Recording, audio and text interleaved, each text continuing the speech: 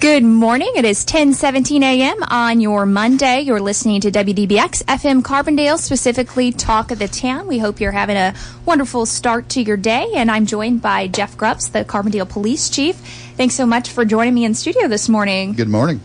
And you are in the midst of your annual Coats for Kids drive. If you want to tell me a little bit about how you guys got your start with this particular fundraiser. Well, Coats for Kids is an overall part of our community Christmas store, and this will be our 13th year. And so we used to do Shop with a Cop, and we were able to facilitate Christmas gifts for around 30 children. And so Susie Tolliver, who is our crime victim advocate at the police department, came up with the idea for the community Christmas store, and specifically a way to try to serve more children and more families. So about 13 years ago, we began the Christmas store, and around 4 years ago, we teamed up with Saluki Athletics to add a coat component to that Christmas store, wherein coats were always a part of one of the gifts that the parents could select for their children. But we wanted to be able to add a coat for every child that we serve, and so that is kind of how Coats for Kids was born. And again, Saluki Athletics, we teamed up with them. They are our primary drop-off site at all men's and women's home games during the month of November and in early December. This effort also allows for drop-offs at both our police department and the SIU Police Department 24 hours a day. And why Coats? Well, we're obviously in that season where we want to make sure that the kids are able to stay warm during those winter months, and make that a priority, and do our part to try to help out with the broader community. And do you have a target number of how many coats you're looking to collect this year, or as many as you can get? We always have more children on our waiting list than we're able to serve. And so that's why we leverage, the Toys for Tots programs and try to do referrals. But the important part about our program is that Susie does a very good job of making sure that we're primarily focused on families that aren't receiving services from other social service agencies. So with that said, without this program, these children wouldn't receive Christmas gifts, and they certainly wouldn't receive a new coat. But we try to do, our goal has always been 100 families. We upped that last year to 125. We already have 125 families on that list, and an additional 30 plus as of today, and we only opened up the program last Monday. So we have already exceeded where we want to be, or are able to be, not where we want to be.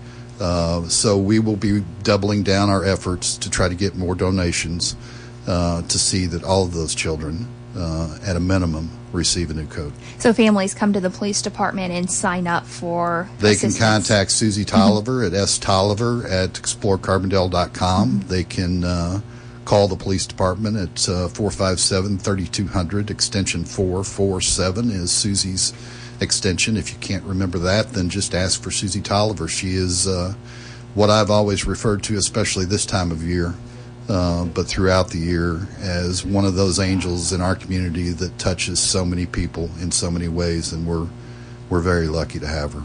And the families that do receive coats do get to come to the community Christmas store. Some very, very thankful people. So the unique part about this is that that we, Susie, and she gets help obviously from other staff members in the department, and also when we open the store from the advocates at both the state's attorney's office and the sheriff's office to help her.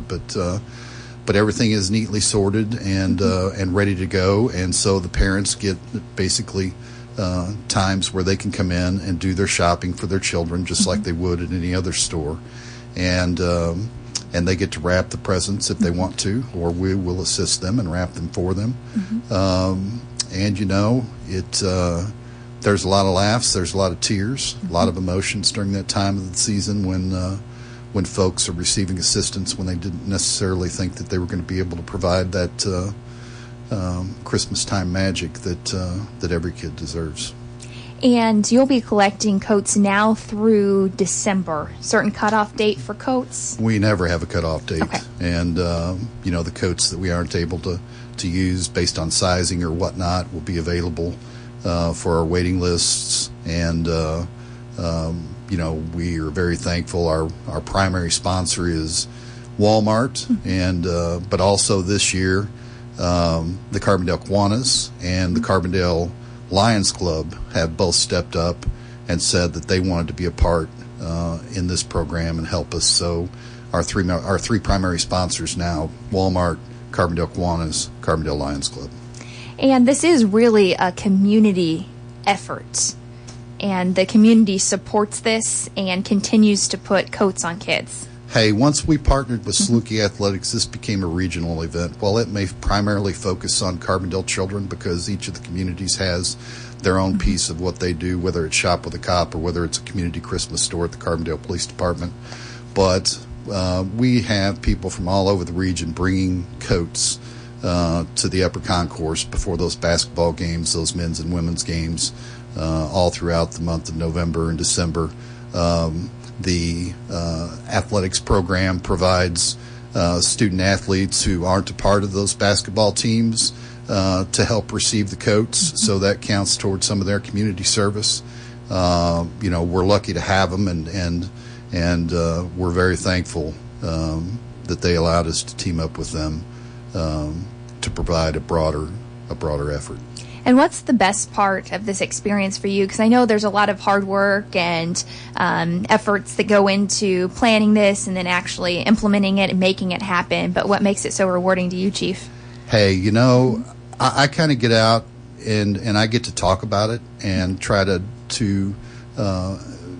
get some support behind the program, whether it's with the former athletic director or current athletic director. But the heart of the program, and the credit goes to Susie Tolliver. And so I'm just out there trying to support her effort, the overall effort of the police department, and to make sure that the children of our community that wouldn't otherwise receive Christmas gifts or new coats get to have a better Christmas. And if someone's listening to this interview this morning, sizes that you're looking for? So we focus primarily on children that are from 1 year to 8 years old. We get a lot more of the smaller coats than we do the larger coats. But the stores are very good in allowing us to exchange for sizes. And a lot of the monetary donations, a large part of that is held towards the end of the program so that we can supplement with coats that we may be short on sizes.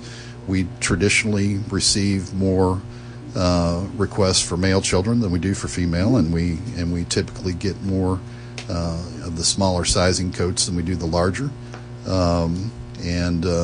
Some people simply want to provide monetary donations, and again, Susie Tolliver at the police department is the primary person to coordinate that, and we can get folks receipts for those funds that they decide to donate so that they can use it for tax credit as well.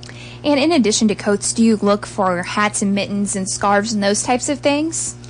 We do, but primarily those we would ask, if you don't want to donate a coat, we would ask you to provide a monetary donation because the advocates do a real good job of vetting what is needed as a part of the program, whether it's clothing, whether it's toys, you name it, and we try to match up the desires of the parents with the needs of the children. So once again, Coats for Kids, continuing for the 13th year now, and you are still collecting coats now through December 8th at the basketball games, but you'll continue to take donations at the police department beyond that. Yes, obviously this is the time of year where we have our biggest push that comes here during the Thanksgiving week and the weeks after. But we certainly appreciate any support that we can receive for this important program. And if someone's listening and would like to make a donation, Susie Tolliver, the main point of contact for this project. Right. S. Tolliver at explorecarbondale.com or 457-3200 extension 447, or just ask for Susie. Everybody knows her name. All right. Sounds good. Anything else you'd like to add, Chief Grubbs? Maybe I forgot to ask you. Just wishing everybody a happy Thanksgiving and a wonderful Christmas season. Great. Thank you so much. Always a pleasure.